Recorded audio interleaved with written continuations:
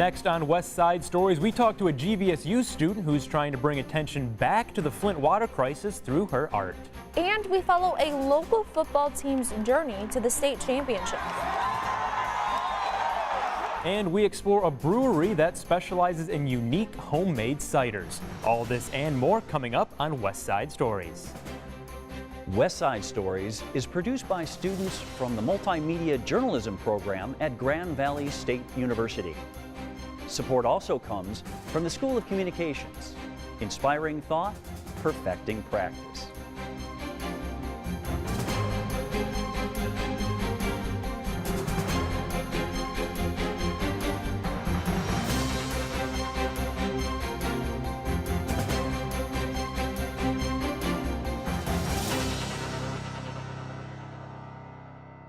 Welcome to West Side Stories. I'm Preston Donikoski. And I'm Callie Hubbard. Flint, Michigan made national news in 2015 when the CDC reported an alarming increase in the lead levels in the city's water supply.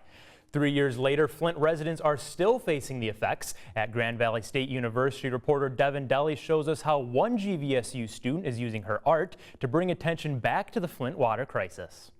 Every semester, students in Grand Valley's Department of Visual and Media Arts showcase their hard work in a series of exhibitions around campus. This year's photography exhibition was held in the Padnos Gallery of the Performing Arts Center and featured projects from 6 different artists. One of those artists was Valerie Wojo, who decided to turn her project into a vehicle for change. I was born and raised in the town adjacent to Flint, and so growing up I always saw some of the struggles that Flint was going through, and once I came to college, that's when the water crisis struck. And I was inspired to do something about it. So this was the perfect opportunity to invest a long period of time into one project.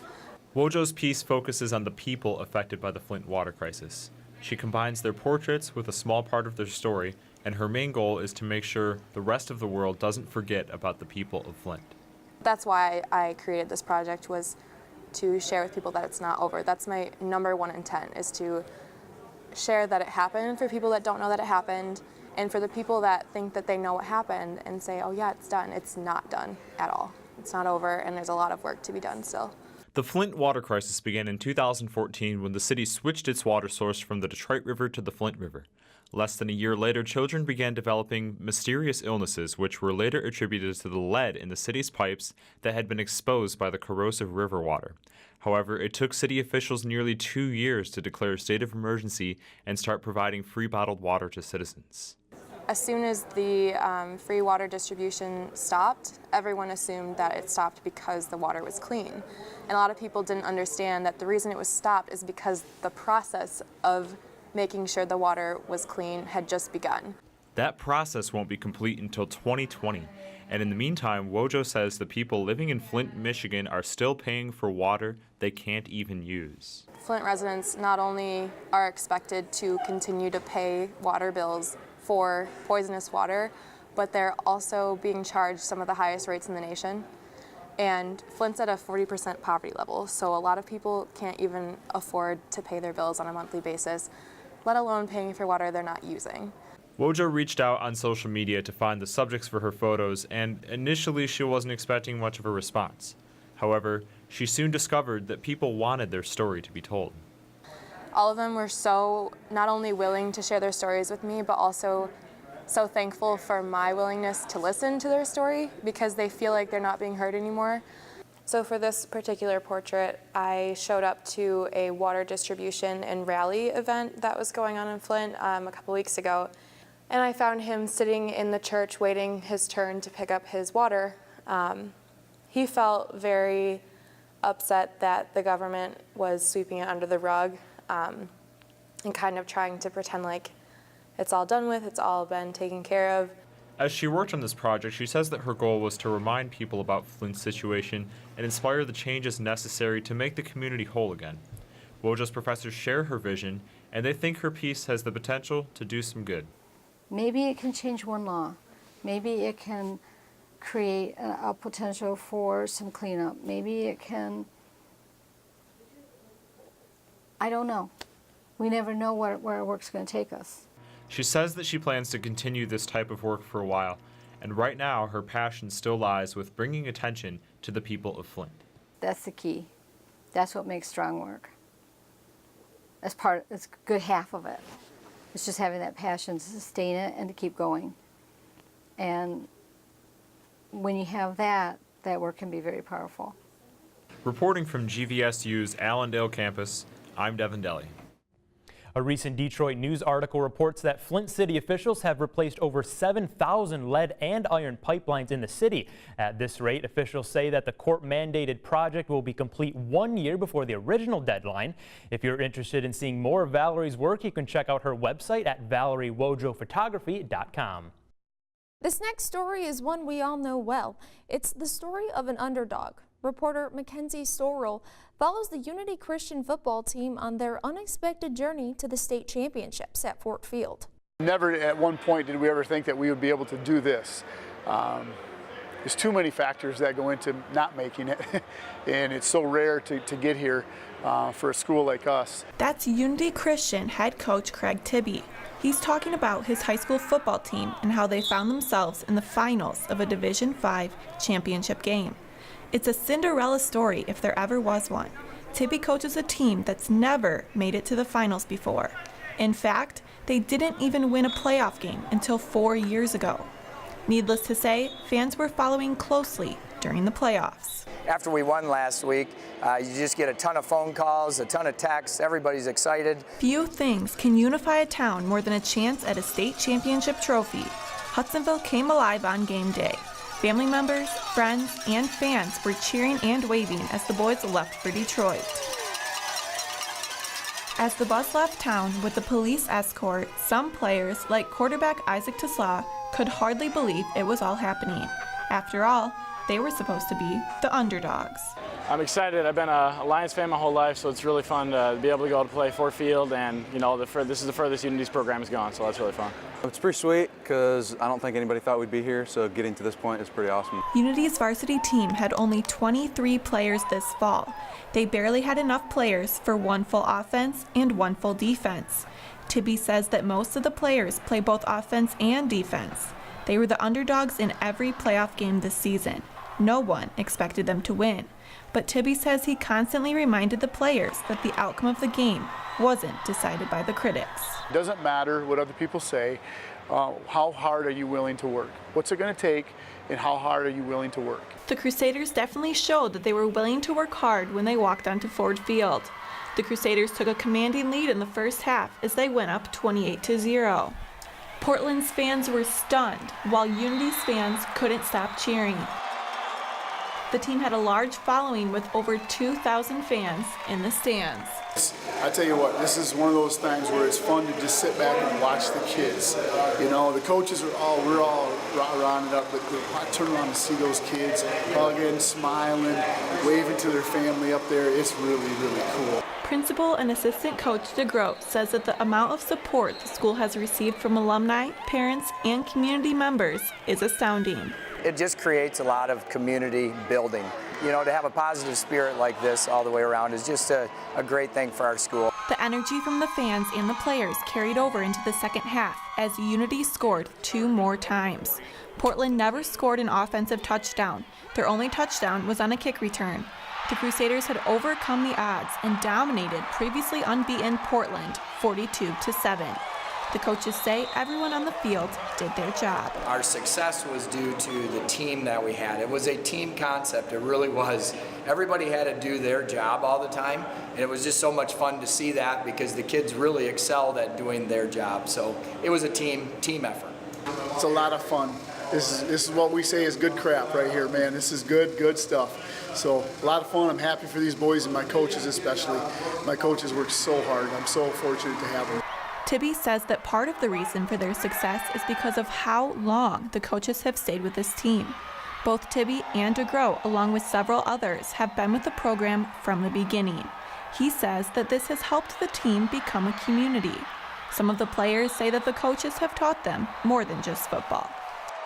It's something just like you got to work hard through everything. You can't give up on some stuff. So I've learned some good life lessons from it. It's a tight group of guys, and the coaches are really smart. You know, they really invest into us. Tibby says that he coaches because he loves the guys and he loves the game of football. He says to make it this far is something so few people get to do and something they definitely did not take for granted. It's a blessing. To spend another week with these guys and these coaches is, like you said, how much we enjoy being around each other. The opportunity to represent Unity in the state finals is a pretty cool thing too.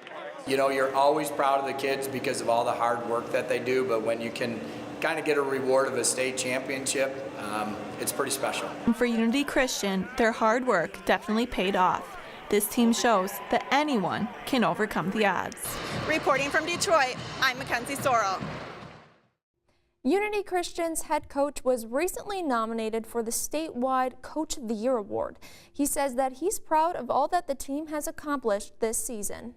While Grand Rapids is known as Beer City, USA, did you know that the local area also has a number of cideries? Reporter Eli Ong takes us to Farmhouse Ciders in Hudsonville to see just what makes their brewery unique.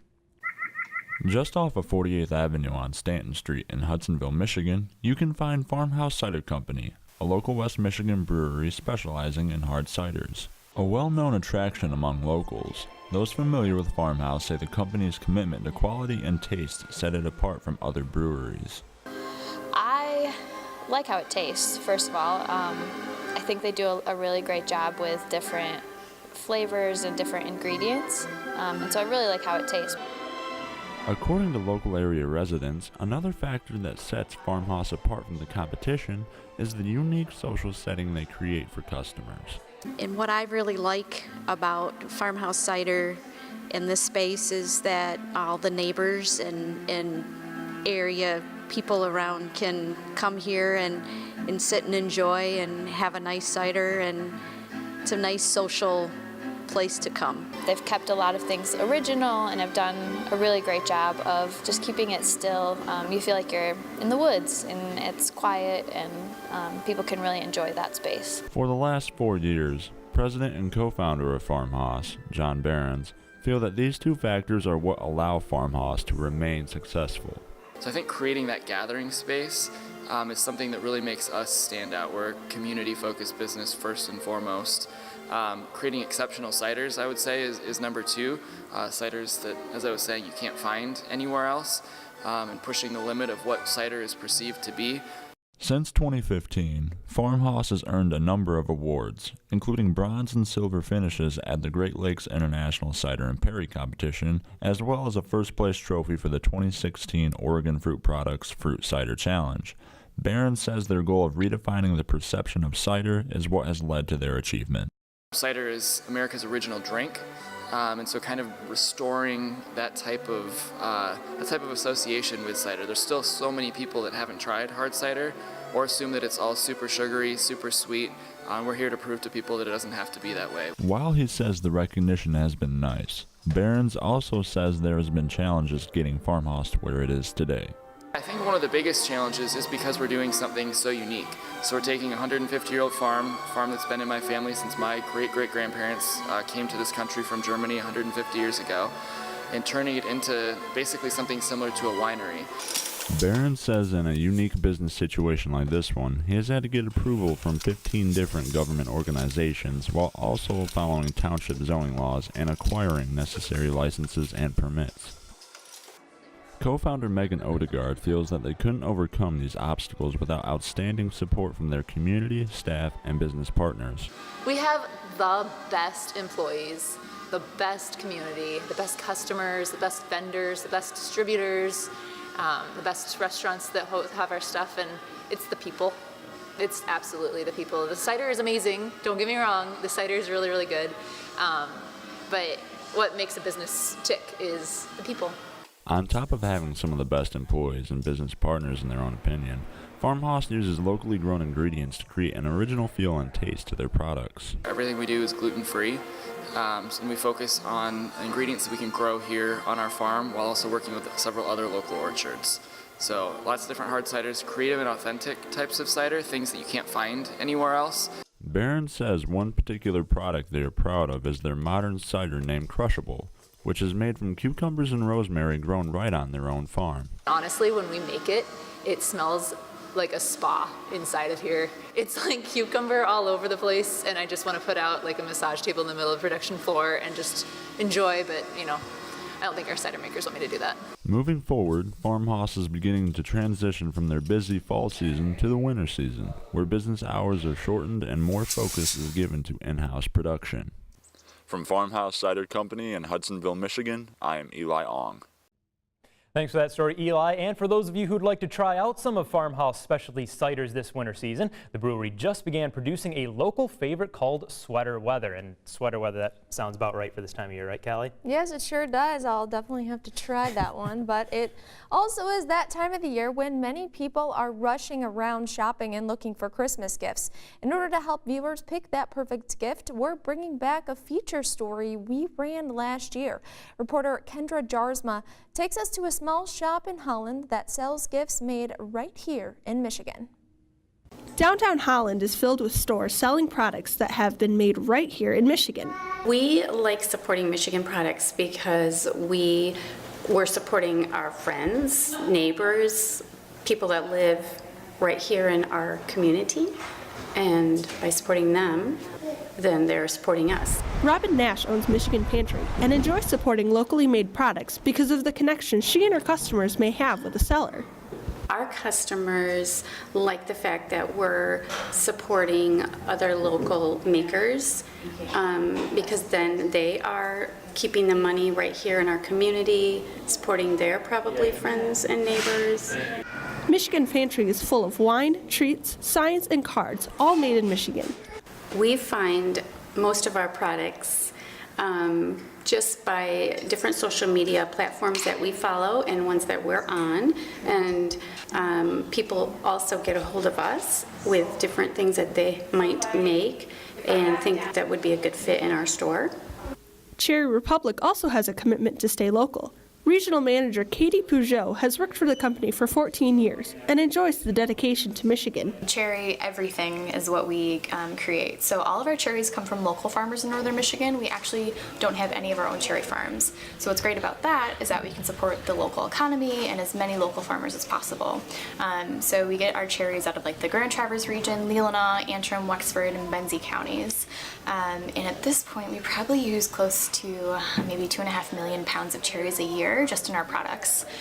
Cherry Republic ships their products around the world, but they include a Michigan touch in all their packages. And what's cool about the gift boxing, especially people who have moved away from Michigan, is that we include like a little pine cone and a cedar sprig and birch bark in every package, so it's a little piece of Michigan. Across from Cherry Republic is Lake Effect Gallery. Owner Carrie Rogers O'Neill uses her shop to support and invest in the community. Just here in West Michigan, there is so much talent, and there's so many artists that need a venue to sell their work, as well as I do, and it reflects what's around us. And the dollars that are spent here go right back into the community. I have several artists that reinvest all of their earnings into social programs. Steve Penna, who does the beautiful metal sculptures that we've got around here, gives everything he earns to put wells into African villages. And Annie Shook gives money for orphanages in Cambodia, and we support a lot of the school systems around here with programs too. So it stays in the community, and that's really important. Rogers O'Neill says many customers appreciate the Michigan authenticity of local products. They love it. You know, they come in knowing it's local, they want to buy local, they want to know somebody actually touched it and they were someone that they can connect with. In Holland, I'm Kendra Jarsma. A quick note, Michigan Pantry has moved since we ran that story last year. It's now located at the Holland Town Center. This is the season of giving, but giving can take many forms. A donation to the Salvation Army, a care package for veterans, or even books. Last holiday season, reporter Justin Pelham took us to a local bookstore that focuses on giving back to the community. There's nothing better than to see the look on somebody's face when you tell them they can take these books home for free. Operating on the belief that everyone deserves to have books in their lives, Embrace Books is a free bookstore that is open to anyone who walks in the door. You can come in and you can shop, but it's absolutely free. You're going to pay nothing when you walk out the door, regardless of whether you take one book or 100 books. Greaves' passion for books is what has helped Embrace Books continue to grow. It was so sad to see boxes of books at garage sales or to be thrown out in a dumpster because nobody wanted these books. And I knew that people wanted books and wanted to have access to books. We just needed to make them available. So we started with a couple thousand books, and it has grown year over year since then. Where do all the books for Embrace Books come from? So 90% of our donations come from individuals from across West Michigan. We also have received some donations from libraries. After their book sales are done, they will donate what's left over to us. But majority of it is individuals who believe in our mission and really want their books to stay in the community once they're done with them. The books in the store cover all genres, so there is something for everyone. So we have everything from board books all the way up to college textbooks and everything in between. Our most popular books for children are children's picture books and chapter books for children and young adults. And then we also have a lot of demand for the nonfiction books like cookbooks and biographies. Volunteers play an important role in helping make the books accessible to the community. Our volunteers are usually people who have come in and used the bookstore and want to be able to give back to the community. We also partner with AmeriCorps. Our members have done everything from helping to build the bookshelves in there to general sorting. We sort books into genres along with other volunteers that come here.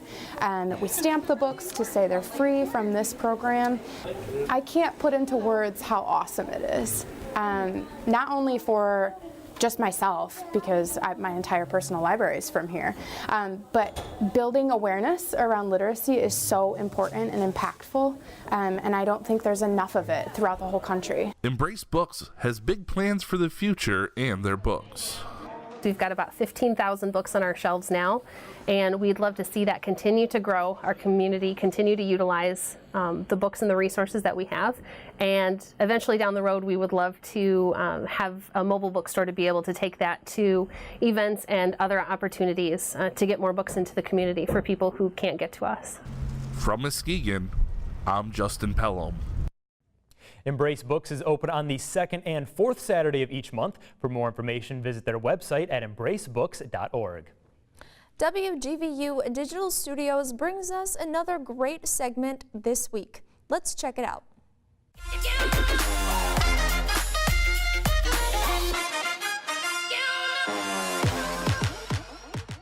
In the days leading up to Grand Valley's football opener against the University of Indianapolis, 3 former Lakers visited that city for an NFL exhibition game. The trio of Brandon Carr, Matt Judon, and rookie hopeful Nick Keiser were on hand in late August for the Baltimore Ravens contest with the Colts. As the Grand Valley player with the most career starts in the NFL, Brandon Carr's place in the Laker football pantheon is secure. Prior to this season, he had started all 160 games of his 10-year career, but still thinks back to Grand Valley as the place that made his life in professional sport possible. From my initial visit to Grand Valley, I knew that would be a place I can go and perfect my craft. I always believed that I could make it to the NFL. Just need an opportunity. Grand Valley State was the university that gave me that chance. We won 2 national championships while I was there. Just learn how to work, learn how to be blue collar, just learn how to appreciate the small things, and I'll take that throughout this journey in the NFL. Though Carr's time in the NFL may be winding down, Matt Judon's career may be about to crest. Now in the final year of his original contract, the player who led Division II in sacks in 2015 could be in line for a huge contract in 2019 if he manages to stay healthy. He's become a fan favorite in Baltimore and says his recipe for success as a pro is the same one he used during his years in Allendale, where he committed himself to constant improvement each season. It's just growth in my progression. I think I did it every year at Grand Valley, and I'm planning on doing it every year I'm in the NFL. Just continue to get better and strive for new goals. It's always things I want to reach and different goals I need to meet, and I set those goals in the beginning of the season, and then I strive for them the whole season. And while Carr and Judon finished the preseason on high notes with the Ravens, Nick Keiser's quest to make the Baltimore regular season roster fell short. On a team that drafted college players at his position in 2 of the first 3 rounds, Kaiser was always a long shot with the Ravens, but benefited from his preseason experience and is hoping to keep his NFL dream alive. At least what I'm sure I can say is that to make it where I want to be, there's going to be a lot of adversity and there's going to be a lot of steps from here to there. So I'm ready for it, and I'm hoping in the end it all works out. And really all I can do is just take every rep I get and make the most of it. So he sees Carr, and then he sees me and how we're doing it. And so if he can just take those natural progressions and continue to learn and absorb the system, he can be a great player in this league.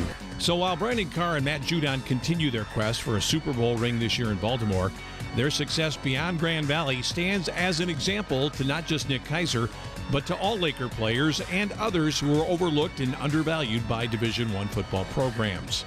And it's the same fire each of the 3 hope can motivate the current players at their alma mater as they set their sights on football titles in 2018. For the Grand Valley State Sports Report, I'm Tom Cleary. A special thanks to WGVU Digital Studios for that story. Well, I'm afraid that's all the time that we have for this week's show. I'm Callie Hubbard. And I'm Preston Kuski. We'll catch you next week. West Side Stories is produced by students from the Multimedia Journalism program at Grand Valley State University. Support also comes from the School of Communications, inspiring thought, perfecting practice.